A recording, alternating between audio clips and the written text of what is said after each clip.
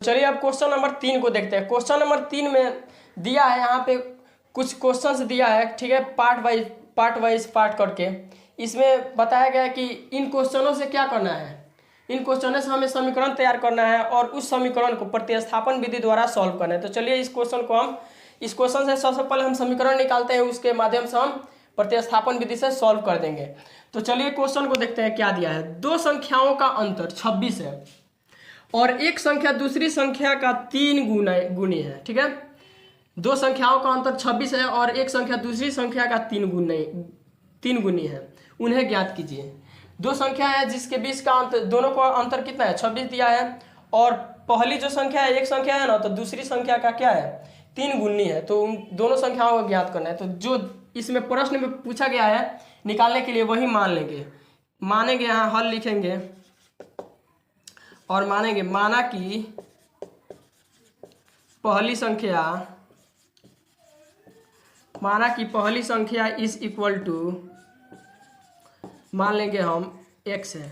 हमने मान लिया कि पहली संख्या x है, हमें मालूम नहीं है, मान लिया कि पहली संख्या x है, तथा दूसरी संख्या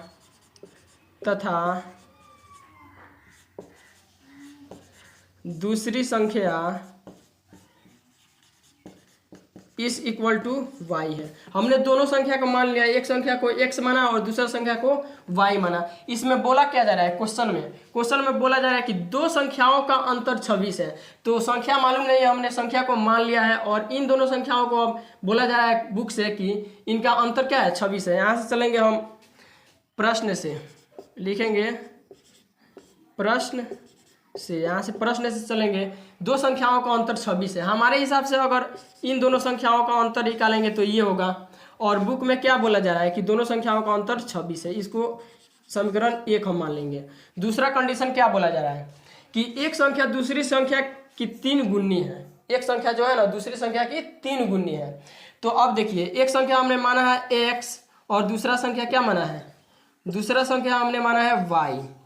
एक संख्या जो है ना दूसरी संख्या की 3 गुनी है और हम इन दोनों को बराबर करना चाहेंगे तो क्या करेंगे, जिधर जितना गुना कम है उधर उतना से ही गुना करना होगा। तो इधर 3 गुना कम है तो 3 से गुना करेंगे तो 3y हो जाएगा, ठीक है। इसको जब इधर लाएंगे तो x माइनस का 3y होगा इस इक्वल टू 0 होगा। ये समीकरण 2 बना, ठीक है। अब हमें क्या करना है, इसको सॉल्व कर देना है, हमें इसको सॉल्व कर देना है। यहाँ पे देखिए, और किस विधि से सॉल्व करना है, तो प्रतिस्थापन विधि से। समीकरण 1 ये है और समीकरण 2 ये है। प्रतिस्थापन विधि से सॉल्व करने का तरीका क्या होता है, तो सबसे पहले हम समीकरण 1 से चलेंगे या 2 से, किसी एक से चलना है, ठीक है। तो यहाँ समीकरण 1 से हम चलते हैं। समीकरण 1 से, समीकरण 1 में क्या है, x minus Y is equal to 26 है। x minus Y is equal to 26 है। यहाँ से अब हमें किसी एक का मान निकालना है, या तो x का मान निकालना है या y का मान। तो चलिए हम यहाँ से x का मान निकाल लेते हैं। x इज इक्वल टू क्या हो जाएगा, 26 है, ये माइनस में उधर जाएगा तो प्लस का y हो जाएगा। ये हमारा एक समीकरण मिला। इसका हम नाम दे देते हैं समीकरण 3, ठीक है। अब हमें क्या करना है, जब हमने समीकरण 1 से x का मान निकाला है तो समीकरण 2 में अब x का मान रखना होगा, ठीक है। समीकरण 1 से हमने क्या किया है, x का मान निकाला है यहाँ पे, तो अब हमें समीकरण 1 में नहीं बल्कि 2 में x का मान रखना होगा। तो यहाँ पे लिखेंगे हम समीकरण 2 में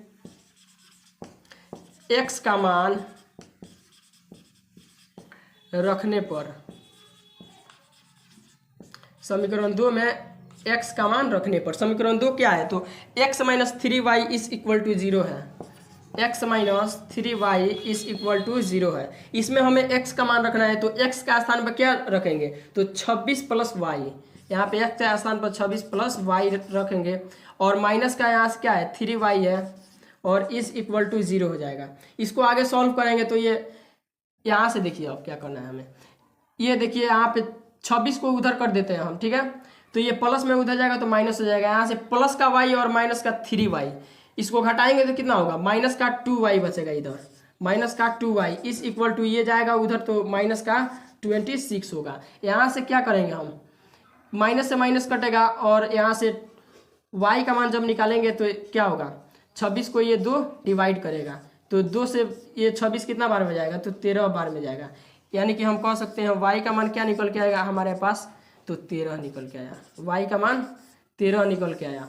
अब x का मान निकालना है, तो x का मान निकालने के लिए y के मानों को हम चाहे तो इसमें या इसमें किसी भी समीकरण में रख देंगे तो हमारा वो x का मान निकल जाएगा। तो इसमें देखेंगे कि आसान किस में है, जल्दी किससे निकल जाएगा, किस समीकरण से हमें x का मान जल्द निकल जाएगा। तो कौन से समीकरण में x का मान जल्द निकलेगा, जब x क्या हो, बाहर हो, एक तरफ हो। तो यहाँ पे हम देख रहे हैं कि x क्या है, बाहर है, इसमें केवल y का मान रखना है और इसको सॉल्व करना है, x का मान निकल जाएगा। तो लिखेंगे यहाँ पे समीकरण, ये क्या है, समीकरण 3 है, तो समीकरण 3 में y का मान रखने पर, y का मान यहाँ पे रखने पर लिख लेना। यहाँ पे समीकरण 3 क्या है, तो x is equal to 26 plus का y है, x is equal to 26 plus का y है। यहाँ से x इज इक्वल टू क्या आएगा, 26 प्लस का y का मान क्या रखना है, तो 13 रखना है, यानी कि 13 रखना है। तो x का मान क्या निकल के आएगा, जब ये जुटेगा तो 3 और 6 9 होगा, और यहाँ से 2 1 3 हो जाएगा, यानी x का मान क्या निकल के आया 39 और y का मान 13। तो हम कह सकते हैं इस, अतः पहला संख्या को हम क्या माने हैं, तो x माने हैं। यहाँ पे पहला संख्या क्या माने हैं, x माने हैं, तो पहला संख्या x इज इक्वल टू 39 हो जाएगा, x इज इक्वल टू 39 हो जाएगा। यहाँ पे दूसरा संख्या क्या हो जाएगा, दूसरा संख्या y इज इक्वल टू कितना दिया है, तो 13 यानी कि 13 है। तो ये हमारा क्या हुआ, आंसर हो गया, ये हमारा आंसर हुआ। तो चलिए अब चलते हैं सेकंड पार्ट को, क्वेश्चन नंबर 3 के सेकंड पार्ट को हम देखते हैं, इसका स्क्रीनशॉट ले सकते हैं। तो चलिए अब सेकंड पार्ट को देखते हैं, सेकंड पार्ट में क्या दिया है। सेकंड पार्ट में दिया है दो संपूरक कोणों में बड़ा कोण छोटा कोण से 18 डिग्री अधिक है, तो उन्हें ज्ञात कीजिए। तो सबसे पहले हम बता दें आपको संपूरक कोण क्या होता है। जैसे कि हमने दो कोण ले लिया, एक ले लिया 120 डिग्री प्लस 100 यहाँ पे ले लिया 60 डिग्री। इन दोनों का जब योग करेंगे ना तो 180 डिग्री आएगा। तो दो ऐसा कोण होना चाहिए ना जिसको जोड़ने के बाद 180 हो, तो वह दोनों कोण क्या होता है, ये इसके पूरक संपूरक होता है और ये इसके संपूरक होता है, ठीक है। यानी कि दो कोण ऐसा होना चाहिए जिसका योग करने के बाद हमको क्या मिले, 180 मिले, उसको हम क्या बोलते हैं, तो संपूरक कोण बोलते हैं। तो यही इसमें दिया गया है, क्वेश्चन बोला जा रहा है कि दो संपूरक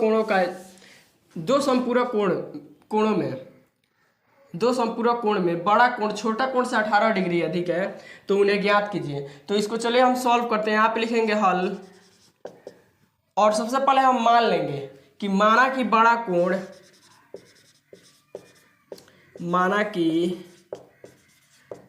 कोण इस इक्वल टू x डिग्री हमने मान लिया, ठीक है। बड़ा कोण को हमने क्या मान लिया, x डिग्री, तथा छोटा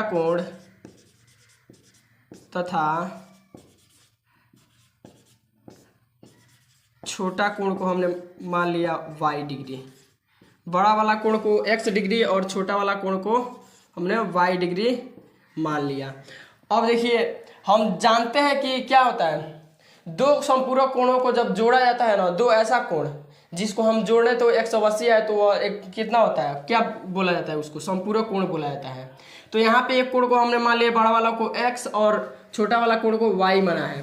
तो इन दोनों को जब जोड़ेंगे हम x प्लस y करेंगे तो कितना हमको मिलेगा, तो 180 डिग्री मिलेगा, ठीक है।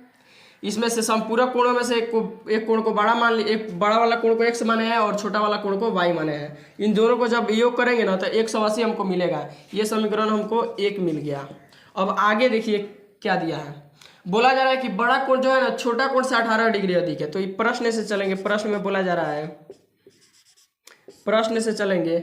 यहाँ पे बड़ा वाला कोण को हम लिख लेते हैं, यहाँ पे छोटा वाला कोण को, और बड़ा कोण क्या है, छोटा कोण से 18 डिग्री अधिक है, यानी बड़ा कोण ये वाला है और छोटा कोण इसको हम माने हैं। तो बड़ा कोण छोटा कोण से 18 डिग्री अधिक है बड़ा कोण, तो छोटा कोण यानी कि x जो है ना y से कितना डिग्री अधिक है, 18 डिग्री अधिक है। इन दोनों को जब हम बराबर करना चाहेंगे तो किधर हम 18 को प्लस करेंगे, तो उधर 18 को प्लस करेंगे जिधर 18 कम है। तो इधर 18 में हम क्या 18 को जोड़ देंगे 18 डिग्री को। यहाँ से क्या निकलेगा, x इधर लाएंगे इसको y को, तो माइनस में y आएगा इस इक्वल टू 18 डिग्री हो जाएगा यहाँ पे हमारा। ये समीकरण 2 मिला हमको। अब इसको हमें प्रतिस्थापन विधि से सॉल्व करना है, तो चलिए सॉल्व करते हैं।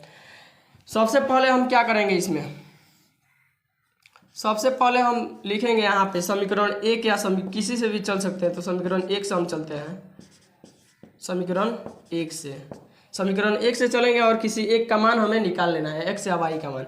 यहाँ समीकरण 1 क्या है, x plus Y is equal to 180 degree. ठीक है, यहाँ से x का मान निकाल लेते हैं। x इज इक्वल टू क्या होगा, 180 माइनस का y। ये हमको एक समीकरण यहाँ पर मिला, इसका हम नाम दे देते हैं समीकरण 3। एक समीकरण 1 यहाँ है, समीकरण 2 और एक और समीकरण मिला, तो उसको 3 नाम दे देते हैं। और लिखेंगे यहाँ पे समीकरण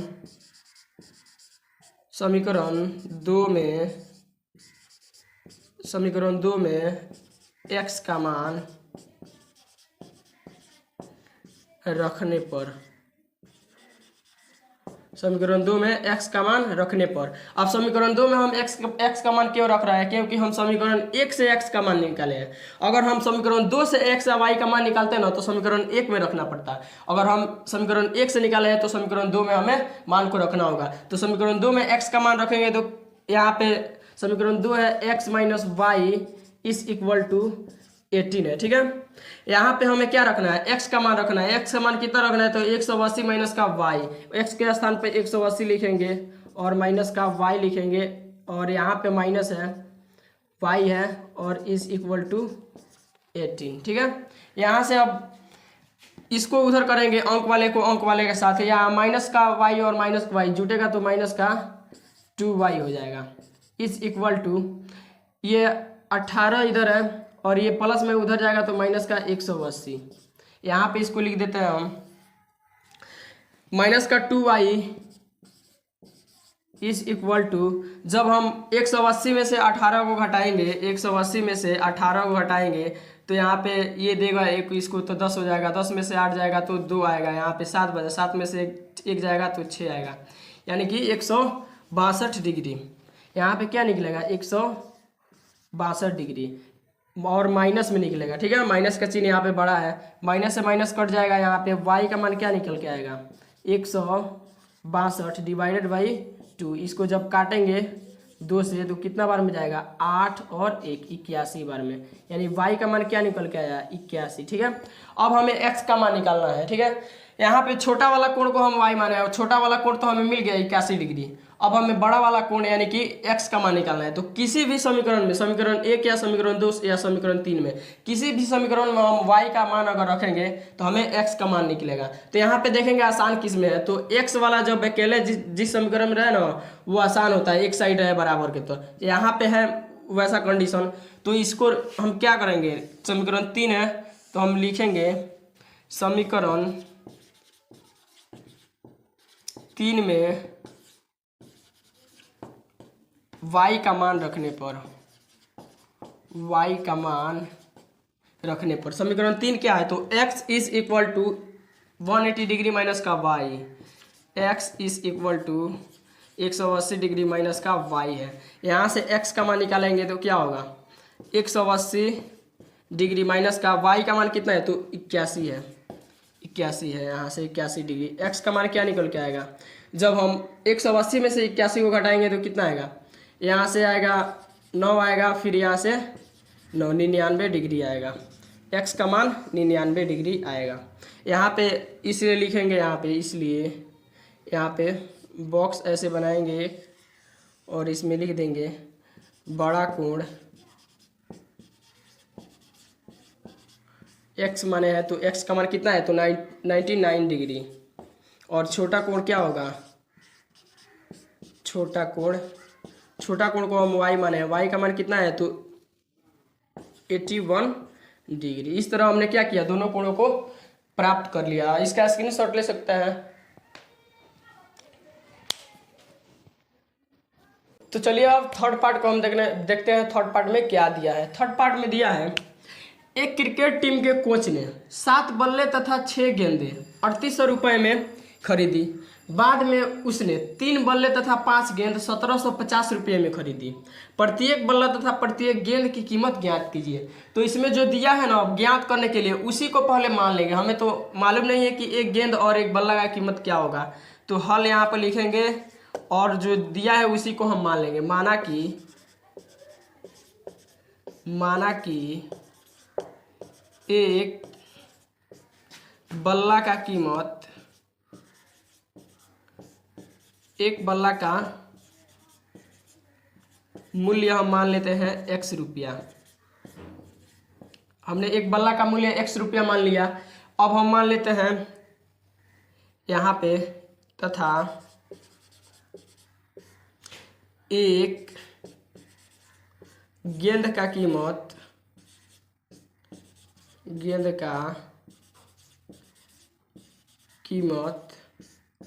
y रुपया मान लिया, y रुपया। जो यहाँ पे प्रश्न में पूछा गया है ज्ञात करने के लिए उसी को हमने मान लिया यहाँ पे। अब हम यहाँ से चलेंगे प्रश्न से।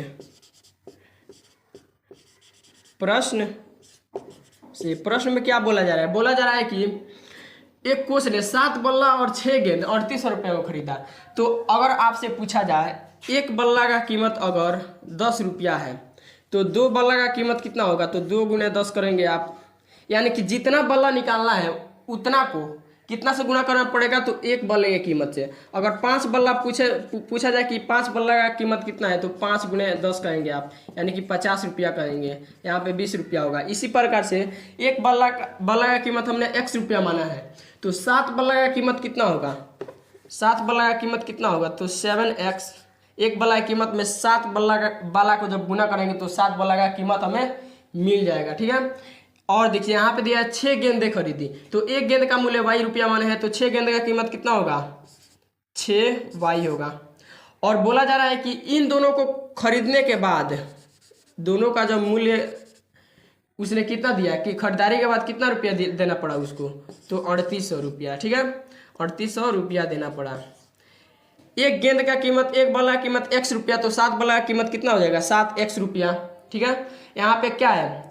एक गेंद का कीमत कितना रुपया है? y रुपया, तो 6 गेंद का कीमत 6y हो जाएगा। इन दोनों का कीमत जब जोड़ा गया तो 3800 रुपया आया। तो समीकरण 1 हमने तैयार कर लिया यहाँ पे। अब देखिए दूसरा कंडीशन क्या दिया है इसमें। बोला जा रहा है कि बाद में उसने 3 बल्ला तथा 5 गेंद 1750 रुपया में खरीदा। तो 3 बल्ला खरीदा, एक बल्ला का कीमत x रुपया है, तो 3 बल्ला का कीमत कितना रुपया होगा? 3x रुपया होगा। प्लस यहाँ पे एक गेंद का कीमत कितना रुपया? y रुपया माने है, तो 5 गेंद का कीमत कितना होगा? 5y रुपया हो जाएगा। इज इक्वल टू इन दोनों का कीमत कुल मिलाकर कितना रुपया देना पड़ा उसको? तो 1750 रुपया। यहाँ पे समीकरण 2 भी हमको मिल गया। अब हमें क्या करना है? प्रतिस्थापन विधि से इसको सॉल्व कर देना है। तो चलिए इसको प्रतिस्थापन विधि से हम सॉल्व करते हैं। सबसे पहले लिखेंगे यहाँ पे समीकरण 1 से, किसी भी समीकरण से आप चल सकते हैं। समीकरण 1 से यहाँ से किसी एक का मान निकालेंगे। समीकरण 1 से x या y का किसी एक का मान निकालेंगे। समीकरण 1 में दिया है 7x प्लस का 6y और इज इक्वल टू दिया है 3800। यहाँ से किसी एक का मान निकालना है। यहाँ से चलिए x का मान निकाल लेते हैं। 7x इज इक्वल टू यहाँ पे 3800 हो जाएगा और माइनस का 6y हो जाएगा। x का मान जब निकालेंगे तो ये 3800 होगा और माइनस का 6y डिवाइडेड बाई, ये गुणा में इधर 7 था, इधर जाएगा तो भाग करेगा। ये समीकरण हमको मिल गया 3। ये समीकरण 3 हमको मिल गया। अब हमने क्या किया? समीकरण 1 से x का मान निकाला तो इतना आया। अब हमें समीकरण 2 में x का मान रखना होगा। तो यहाँ पे लिखेंगे समीकरण 2 में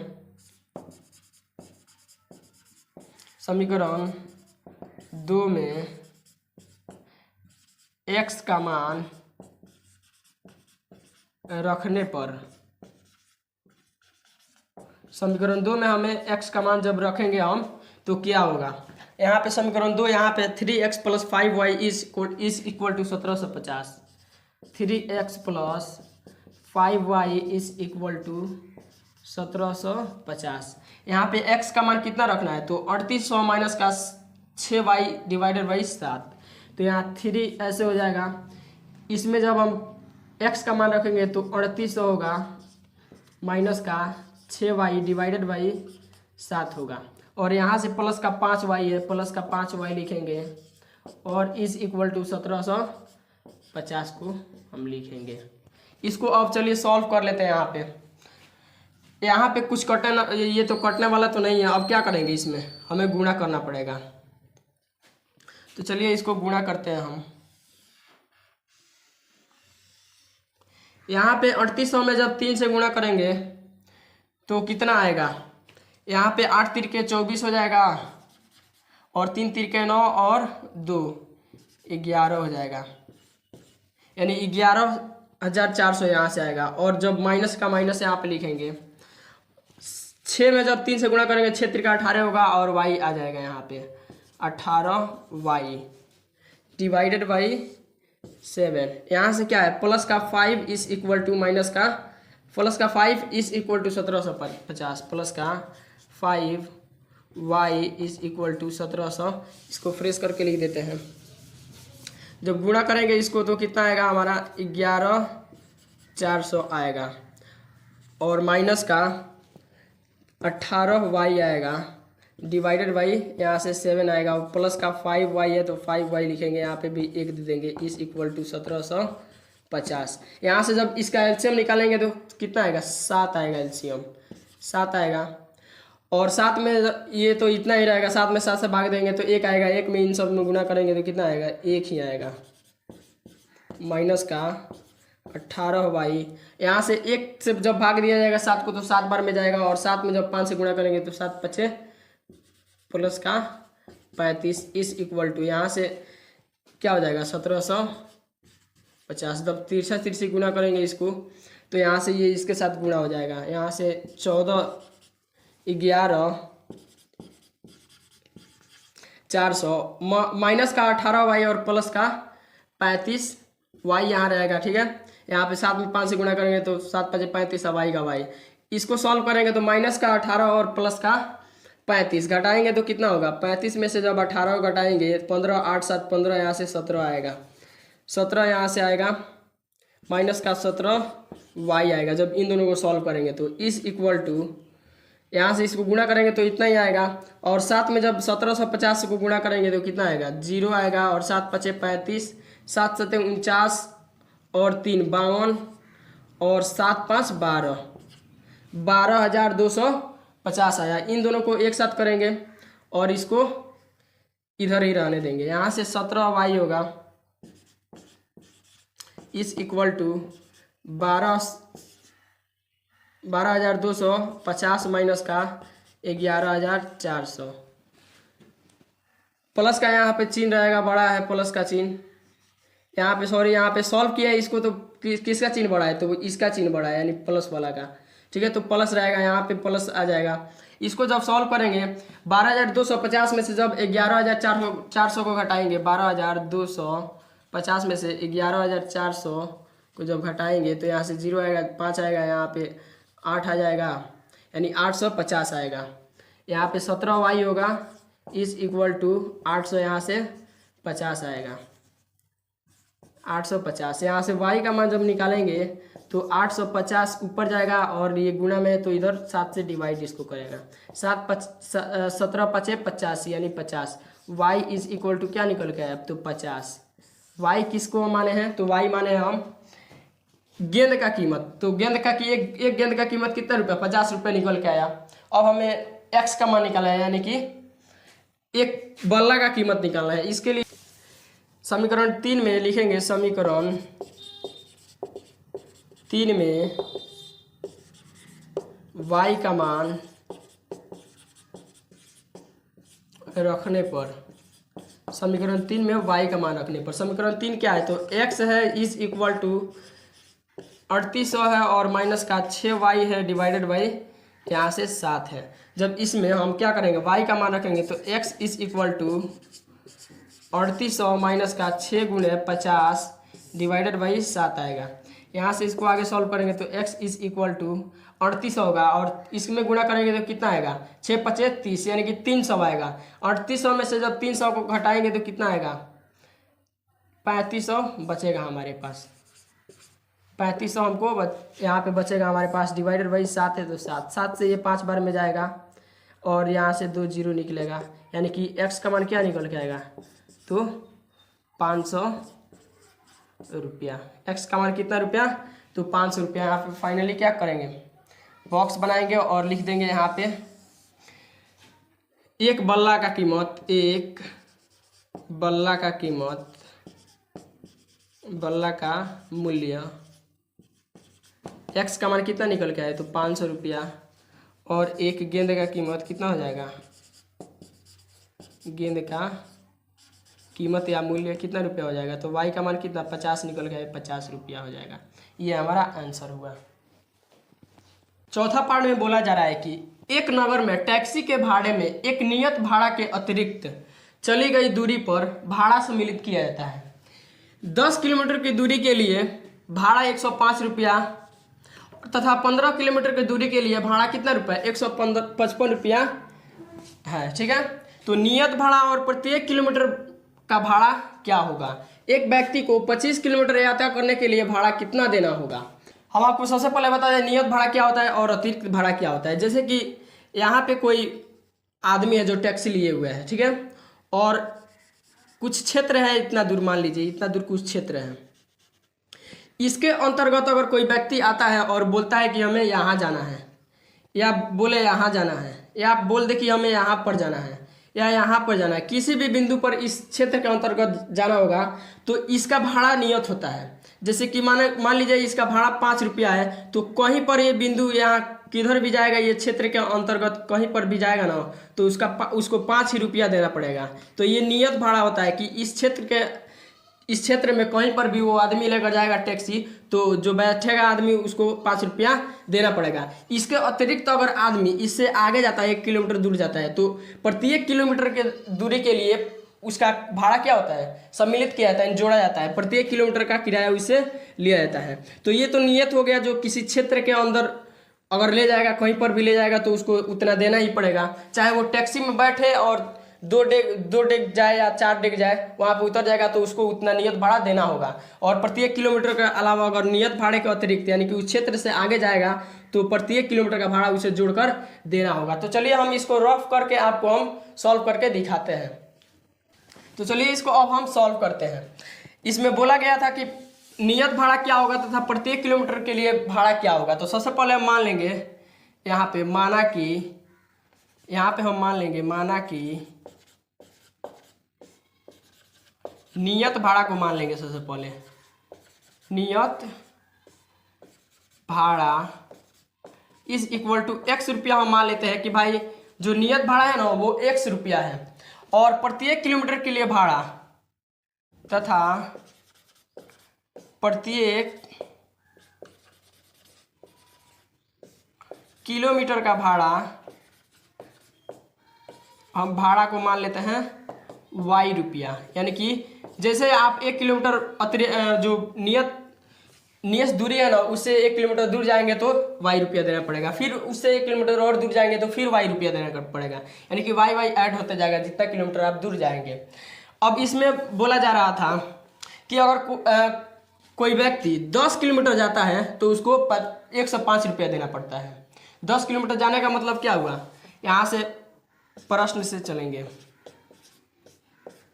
प्रश्न से 10 किलोमीटर क्या जा रहा है तो अतिरिक्त जा रहा है दूरी, ठीक है, उसको तो नियत भाड़ा देना ही पड़ेगा, साथ ही साथ 10 किलोमीटर दूरी का भी भाड़ा देना होगा। तो नियत भाड़ा कितना है x रुपया है, प्लस 1 किलोमीटर अतिरिक्त भाड़ा कितना है y रुपया। तो 10 किलोमीटर अगर जाएगा तो कितना देना पड़ेगा तो 10 y रुपया देना पड़ेगा उसको, ठीक है। इन दोनों को जब जोड़ा जाता है नियत और अतिरिक्त भाड़ा को तो कितना रुपया देना पड़ता है तो 105 रुपया। इक्वेशन 1 हमको मिल गया। आगे देखिए, आगे बोला जा रहा है कि 15 किलोमीटर अगर कोई जाता है तो उसको 155 रुपया देना पड़ता है। तो नियत तो जुटेगा इसमें नियत भाड़ा, इसके साथ साथ 15 किलोमीटर और अधिक गया तो 15 y हो जाएगा इज इक्वल टू 155 रुपया। तो हमको मिला ये इक्वेशन 2। अब हमें क्या करना है, और इसके साथ क्या बोला गया है, इसमें बोला गया है कि 25 किलोमीटर का भाड़ा ज्ञात कीजिए। अगर कोई व्यक्ति जाता है 25 किलोमीटर का भाड़ा, ये भी हम लास्ट में 25 किलोमीटर का भाड़ा निकालेंगे। तो यहाँ पे देखिए समीकरण 1 मिला, ये समीकरण 2 मिला। अब प्रतिस्थापन विधि से इसको सॉल्व करना है तो सबसे पहले क्या लिखेंगे, समीकरण 1 से, किसी भी समीकरण से आप चल सकते हैं। समीकरण 1 से किसी एक का मान निकालेंगे। यहाँ से x plus 10y is equal to 105 है, 105 है। यहाँ से x का मान चलिए निकाल लेते हैं। x इज इक्वल टू क्या होगा 105, ये प्लस में उधर जाएगा तो माइनस का 10y हो जाएगा। ये समीकरण हमको क्या मिला, समीकरण 3 हमको मिल गया। इसका नाम समीकरण 3 हम रख देते हैं। अब समीकरण 1 से जब हम x का मान निकाले तो समीकरण 2 में हमें क्या करना पड़ेगा, x का मान रखना पड़ेगा। तो यहाँ पे लिखेंगे समीकरण 2 में x का मान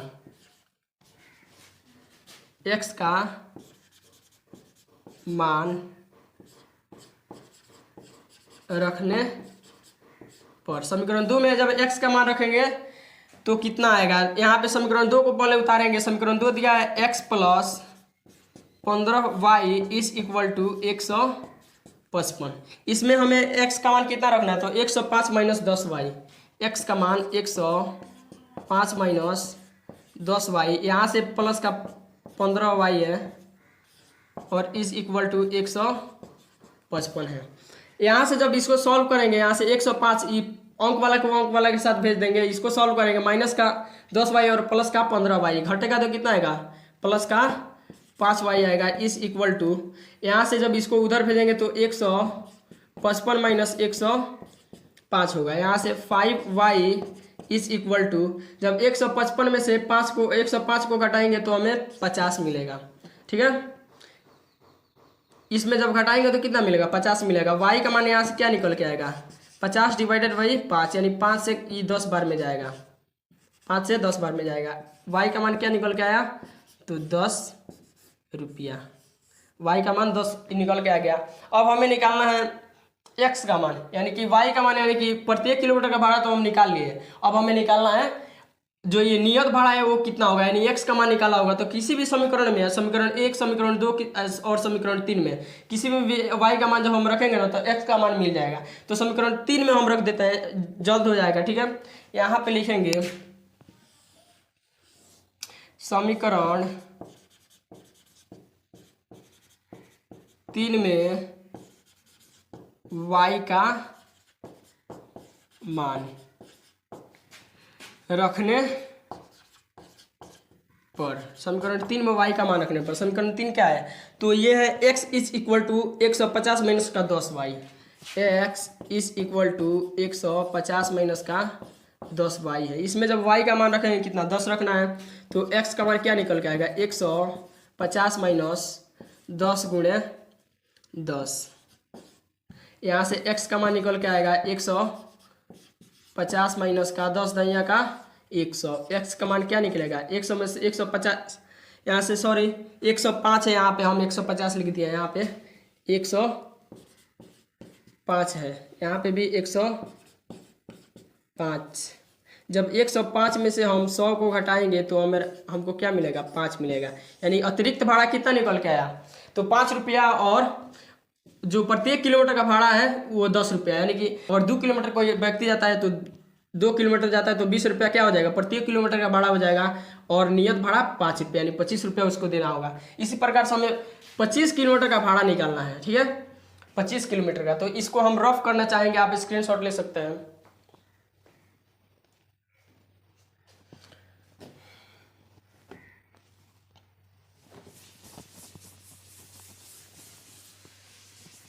तो यहाँ पे हमें निकालना है 25 किलोमीटर का भाड़ा। तो x का मान क्या निकल के आया है, y रुपया, और x का मान 5 रुपया निकल के आया, y का मान कितना, 10 रुपया निकल के आया। तो लिखेंगे 25 किलोमीटर का भाड़ा, 25 किलोमीटर का भाड़ा क्या होगा, तो नियत तो भाड़ा उसको देना होगा x रुपया, प्लस 25 किलोमीटर जा रहा है और 1 किलोमीटर का भाड़ा कितना है तो वाई रुपया, वाई हो जाएगा। जब इसको सॉल्व करेंगे एक्स का मान कितना रखना है तो 5 रखेंगे और प्लस का 200, यहाँ पे 25 है गुणा में क्या हो जाएगा 10 हो जाएगा। यहाँ से 5 प्लस 200, 25 में जब 100 से गुणा करेंगे तो कितना आएगा 250 आएगा। और जब 250 में 5 को जोड़ेंगे तो 255 रुपया होगा। यहाँ यहाँ का चिन्ह हम लगा देंगे। 255 रुपया उसको देना पड़ेगा। अगर कोई व्यक्ति 25 किलोमीटर यात्रा करता है टैक्सी से तो उसको 255 रुपया देना होगा। और यहाँ पे लिख देंगे एक्स का मान, यानी कि नियत भाड़ा इस इक्वल टू एक्स का मान, एक्स माने है तो एक्स रुपया यानी कि 5 रुपया हो जाएगा। और प्रत्येक किलोमीटर का भाड़ा कितना माने हैं तो वाई माने, वाई का मान 10 आया है तो 10 रुपया हो जाएगा। ये रहा हमारा आंसर कि नियत भाड़ा 5 रुपया और प्रत्येक किलोमीटर का भाड़ा 10 रुपया, और 25 किलोमीटर अगर कोई व्यक्ति जाता है तो उसको 250 रुपया देना पड़ेगा। चलिए अब पार्ट 5 को देखते हैं। पार्ट 5 में क्या दिया है। यहाँ दिया है यदि किसी भिन्न के अंश और हर दोनों में 2 जोड़ दिया जाए तो वह भिन्न 9/11 हो जाती है। यदि किसी भिन्न के अंश और हर में 2 को जोड़ दिया जाए तो वह कितना हो जाता है तो 9/11 हो जाता है। यदि अंश और हर में दोनों में 3 को जोड़ दिया जाए तो वह 5/6 हो जाता है। तो वह भिन्न ज्ञात कीजिए, यानी कि हमें क्या करना है, ऐसा भिन्न ज्ञात करना है ना जिसमें क्या हो, अगर उसके अंश और हर में 2 को जोड़े तो कितना मिले 9/11 मिले, और अंश और हर दोनों में 3 को जोड़ेंगे तो 5/6 मिले। तो सबसे पहले जो इसमें पूछा गया है उसी को हम मान लेंगे। यहाँ पे देखिए, मान लीजिए अगर 8/4 यहाँ पे हम लिखे तो ये एक भिन्न है। इसमें जो ऊपर वाला होता है वो बटे के ऊपर वाला उसको अंश बोला जाता है और नीचे वाले को हर बोला जाता है। तो भिन्न में क्या होता है अंश और हर होता है। हम क्या मान लेंगे, मान लेंगे कि माना कि अंश बराबर, यहाँ पे क्या करेंगे मानेंगे, माना कि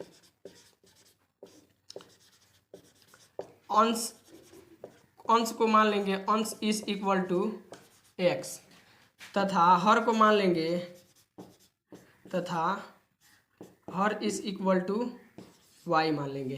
तो इसलिए भिन्न क्या हो जाएगा, भिन्न हमारा क्या बनेगा तो भिन्न बनेगा अंश बटेगा हर, यानी कि एक्स बटेगा वाई। ये हमारा भिन्न बना। अब देखिए क्या बोला जा रहा है, यहाँ प्रश्न से चलेंगे।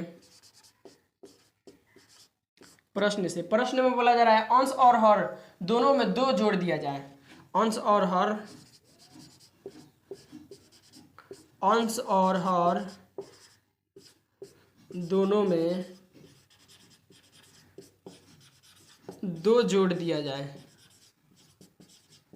2 जोड़ दिया जाए। अगर अंश और हर दोनों में हम 2 को जोड़ देते हैं तब क्या होगा, तो अंश भिन्न क्या है हमारा x बटेगा y है। अगर प्लस कर देते हैं अंश में 2 और हर में भी 2 प्लस कर देते हैं तो भिन्न क्या हो जाता है तो 9/11 हो जाता है, 9/11। इसको आगे हम सॉल्व करेंगे। यहाँ पे देखिए इसको तिरछी गुणा कर देंगे, इसको इससे और इसको इससे।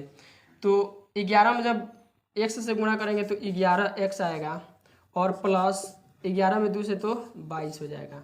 इस इक्वल टू 11 में 9 में y से होगा तो 9y होगा, और प्लस हो जाएगा 9 में 2 से तो 18 आएगा।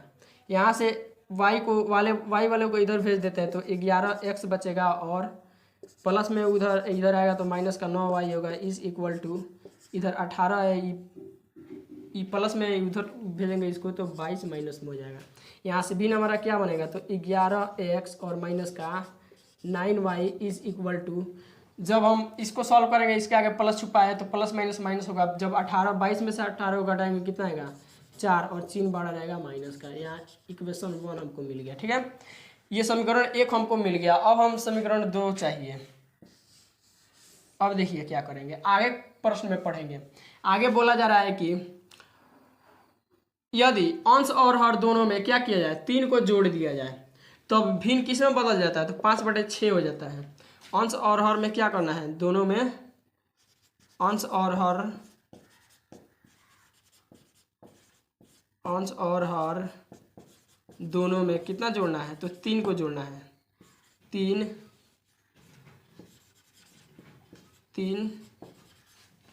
जोड़ दिया जाए, 3 जोड़ दिया जाए तो अंश और हर में अगर हम 3 को जोड़ देते हैं, x बटे का y हमारे पास भिन्न है, इसमें भी 3 ऐड कर देते हैं, इसमें भी 3 ऐड कर देते हैं, तो भिन्न किस में बदल जाता है, तो 5 बटे का 6 में बदल जाता है। इसको जब आगे सॉल्व करेंगे, क्रॉस मल्टीपल करेंगे यानी तिरछा तिरछी गुणा करेंगे, तिरछा तिरछी गुणा करेंगे तो x में 6 से गुणा करेंगे तो कितना होगा, 6x होगा, और प्लस का 6 में 3 से तो 6 त्रिका 18 हो जाएगा। इस इक्वल टू y में 5 से गुणा करेंगे तो 5y होगा, और प्लस का 5 में 3 से तो 15 होगा। यहाँ से इसको सॉल्व करेंगे तो 6y, इसको इधर लाएंगे y वाले को तो माइनस का 5y हो जाएगा। इज इक्वल टू यहाँ पे 15 और ये प्लस में इधर जाएगा तो माइनस का कितना हो जाएगा, 18 हो जाएगा। इसको सॉल्व आगे करेंगे तो ये ऐसे ही रहेगा। इज इक्वल टू इसको सॉल्व करेंगे तो माइनस का 3 आएगा। इक्वेशन 2 मिल गया हमको, ठीक है। तो अब इसको क्या करना है, इन दोनों इक्वेशन को हमें प्रतिस्थापन विधि से सॉल्व कर देना हम इसको। तो हमारे पास है दो समीकरण, एक है 11x minus 9y is equal to minus का 4, और दूसरा है 6x minus 5y is equal to minus का 3। सबसे पहले इसको समीकरण 1 मानेंगे, इसको समीकरण 2 मानेंगे प्रतिस्थापन विधि से सॉल्व करने के लिए। यहाँ पे लिखेंगे समीकरण 1 से, समीकरण 1 से चलेंगे और किसी एक का मान निकालेंगे। यहाँ समीकरण 1 में क्या दिया है, 11 है, x है और माइनस का 9y है और इज इक्वल टू माइनस का 4 है। यहाँ से x का मान निकाल लेते हैं, 11x होगा इज इक्वल टू यहाँ से -4 और ये प्लस में इधर जाए, माइनस में उधर जाएगा तो प्लस का 9y हो जाएगा। और यहाँ से जब x का मान निकालेंगे तो 4 का 4 रहेगा प्लस 9 का 9 और y का y रहेगा, और ये गुणा में है 11 इधर जाएगा तो इसको भाग लगाएगा 11 से। इसको इक्वेशन हम 3 मान लेते हैं, इसको समीकरण 3 मान लेते हैं। अब हम समीकरण 1 से जब हम x का मान निकालें यहाँ पे, तो समीकरण 2 में x का मान रखना होगा। तो लिखेंगे यहाँ समीकरण 2 में x का मान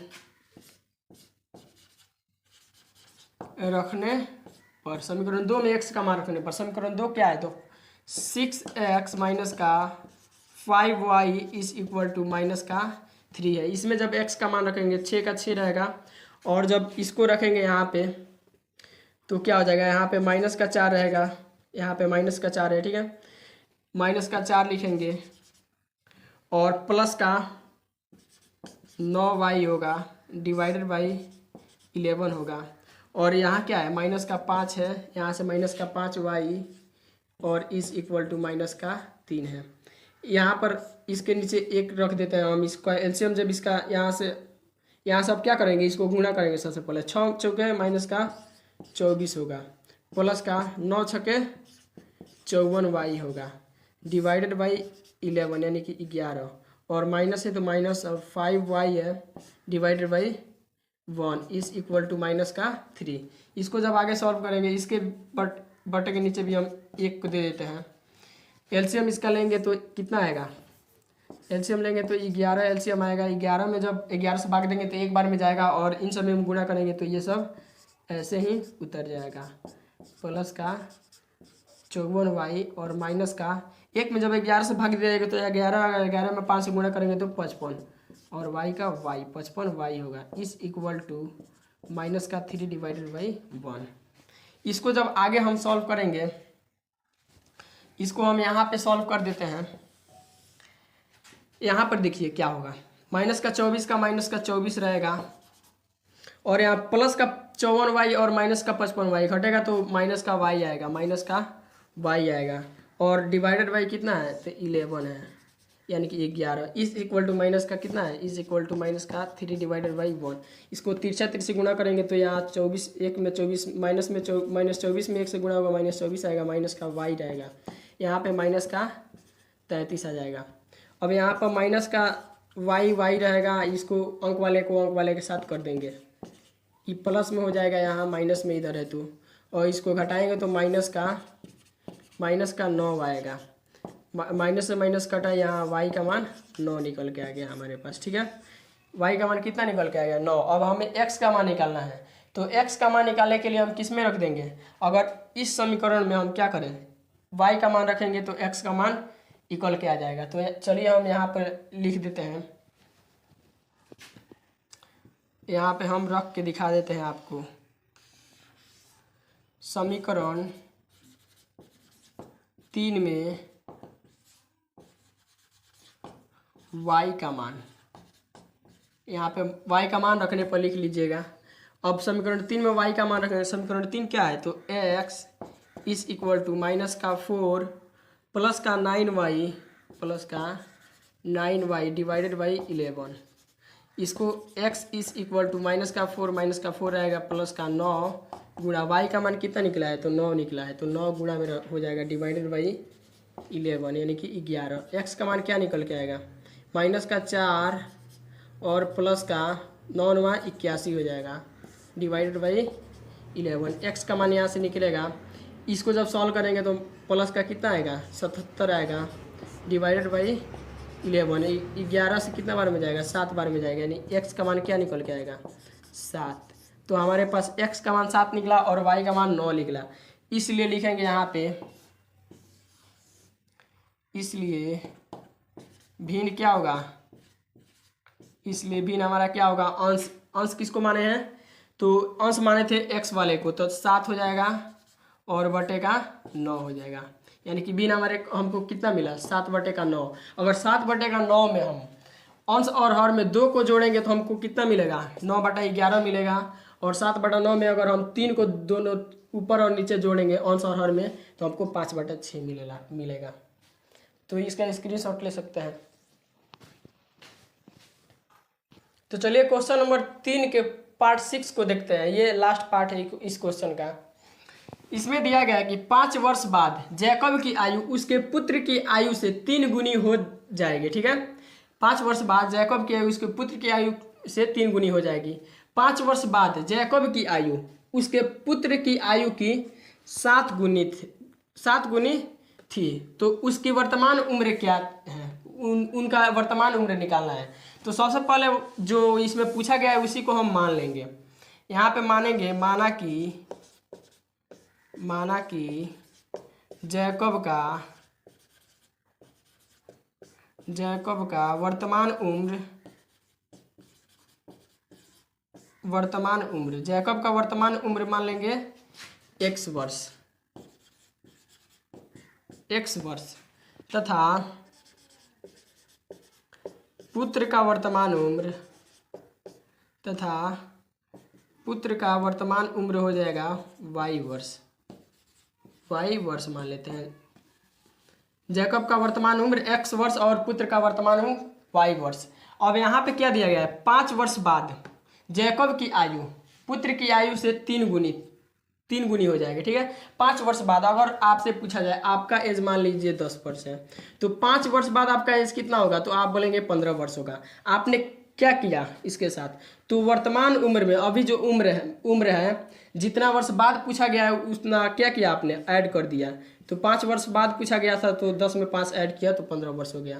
मान लीजिए 20 वर्ष आपका उम्र है, पूछा जाए 10 वर्ष के बाद आपका उम्र कितना हो जाएगा, तो आप क्या करेंगे, जितना वर्ष बाद पूछा गया है ना उसको वर्तमान उम्र में आप ऐड कर देंगे। तो 10 को आपने ऐड कर दिया इसमें तो 30 वर्ष हो जाएगा। इसी प्रकार से हमने क्या किया, जैकब का वर्तमान उम्र x वर्ष माना और उसके पुत्र का वर्तमान उम्र y वर्ष माना। तो 5 वर्ष बाद उन दोनों का उम्र क्या होगा, 5 वर्ष बाद जैकब का उम्र कितना हो जाएगा, वर्तमान उम्र अभी x वर्ष है, 5 वर्ष बाद यानी आगे की बात कर रहे हैं तो x + 5 वर्ष हो जाएगा। ठीक है, और 5 वर्ष बाद पुत्र का उम्र क्या हो जाएगा, तो वर्तमान उम्र उसका कितना है, तो y है और 5 वर्ष बाद पूछा गया है, जितना वर्ष बाद पूछा जाए उतना ऐड करते हैं वर्तमान उम्र में। तो इन दोनों का 5 वर्ष बाद का उम्र निकल गया। तो अब बोला जा रहा है अकॉर्डिंग टू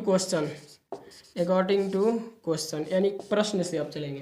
प्रश्न में बोला जा रहा है कि 5 वर्ष बाद जैकब का वर्तमान उम्र ये 5 वर्ष बाद का ये उम्र हो गया और उसके पुत्र का 5 वर्ष बाद का उम्र ये हो गया। 5 वर्ष बाद जैकब पुत्र की आयु से 3 गुना हो जाएगा, 3 गुना हो जाएगा। तो 5 वर्ष बाद का उम्र निकाल लिया, यानी कि जो जैकब का आयु है ना वो उसके पुत्र के आयु से 3 गुना है। इन दोनों को बराबर करना हम चाहेंगे तो किधर 3 से गुणा करना पड़ेगा, जिधर 3 गुना कम है उधर हमें क्या करना पड़ेगा, 3 से गुणा कम करना पड़ेगा। अगर इधर हम 3 से गुणा कर देंगे तो ये पहले से ही इससे 3 गुना आयु का है, ठीक है। और इधर गुणा करेंगे तो 3 3 के 9 गुना ज़्यादा आयु का हो जाएगा, इसलिए आयु का हो जाएगा। इसलिए क्या करेंगे हम उसके पुत्र में 3 से गुणा करेंगे ताकि ये दोनों बराबर हो जाए। अब यहाँ से इसको सॉल्व करेंगे हम तो x plus 5 is equal to 3y हो जाएगा, गुणा करेंगे इसमें तो प्लस 5 या 15 हो जाएगा।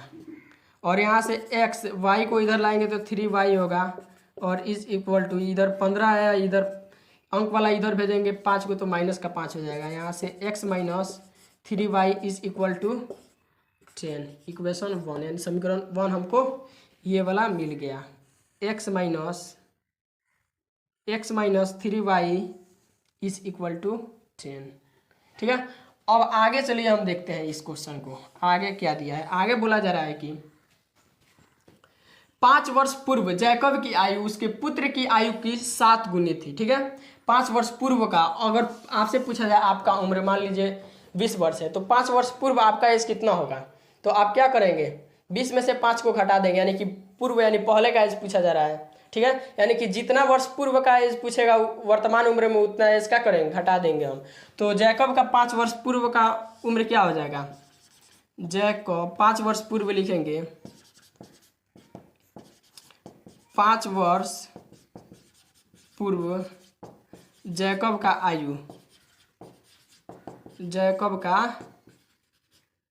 आयु या उम्र, ठीक है, कितना होगा। तो वर्तमान उम्र x वर्ष है और 5 वर्ष पूर्व पूछा गया तो x माइनस 5 वर्ष, और 5 वर्ष पूर्व उसके पुत्र का उम्र क्या हो जाएगा, पुत्र का आयु। तो वर्तमान उम्र में क्या करेंगे 5 को माइनस कर देंगे तो इतना वर्ष होगा अकॉर्डिंग टू क्वेश्चन। पूर्णतः प्रश्न से यहाँ लिखेंगे क्या बोला जा रहा है कि 5 वर्ष पूर्व जैकब की आयु उसके पुत्र की आयु की 7 गुनी थी। यहाँ 5 वर्ष पूर्व का एज लिख लेंगे और यहाँ उसके पुत्र का लिख लेंगे, यहाँ पे जैकब का यहाँ पे उसके पुत्र का। और 5 वर्ष पूर्व क्या था, जैकब अपने पुत्र की आयु से 7 गुना था। इसको जब आगे हम सॉल्व करेंगे तो x minus 5 is equal to 7y होगा और माइनस का 35 होगा।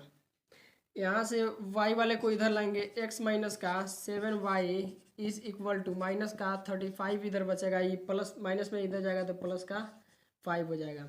यहाँ से x minus 7y is equal to minus का 35 और प्लस का 5 घटाएंगे तो माइनस का 30 आएगा। ये इक्वेशन 2 मिला, ठीक है। अब हमें ये दोनों इक्वेशन मिला। सबसे पहले इसको इक्वेशन 1 मानेंगे, इसको मानेंगे समीकरण 2। अब समीकरण 1 से अब चलेंगे हम समीकरण 1 से। समीकरण 1 में क्या है तो x माइनस 3y है इज इक्वल टू 10 है। यहाँ से किसी एक का मान निकालना है तो चलिए x का मान निकालें। x इज इक्वल टू 10, ये प्लस में इधर आएगा माइनस में इधर आएगा तो प्लस 3y हो जाएगा। ये इक्वेशन हमको 3 मिल गया, इसका नाम 3 दे देते हैं, ठीक है। अब समीकरण 1 से हम x का मान निकालें तो समीकरण 2 में हमें x का मान रखना होगा। यहाँ पे लिखेंगे समीकरण 2 में x का मान रखने पर,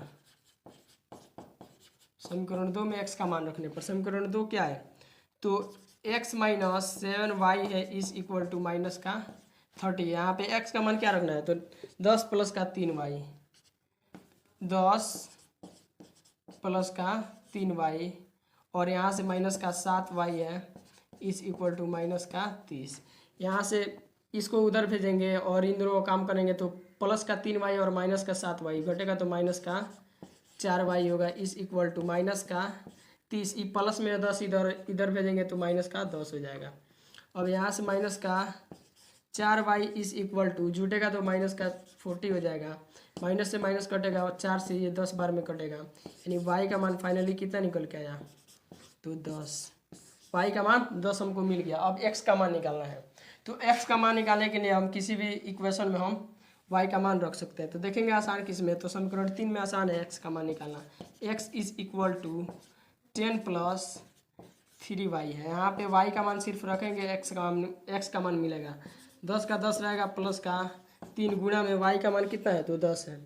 यहाँ पे 10 रख देंगे, x का मान क्या निकलेगा 10 प्लस का 10 तिया 30, x का मान 40। यानी x किसको माने थे हम तो माने थे x माने थे जैकब का आयु, और उसका पुत्र का आयु कितना माने थे हम तो y माने थे। तो x का मान कितना निकला, यानी कि जैकब का आयु कितना होगा, जैकब का वर्तमान आयु x माने थे यानी कि 40 वर्ष, और पुत्र का y माने थे तो उसका कितना होगा, y का मान कितना आया है तो 10 वर्ष होगा, 10 वर्ष होगा। इन दोनों का वर्तमान उम्र ये है।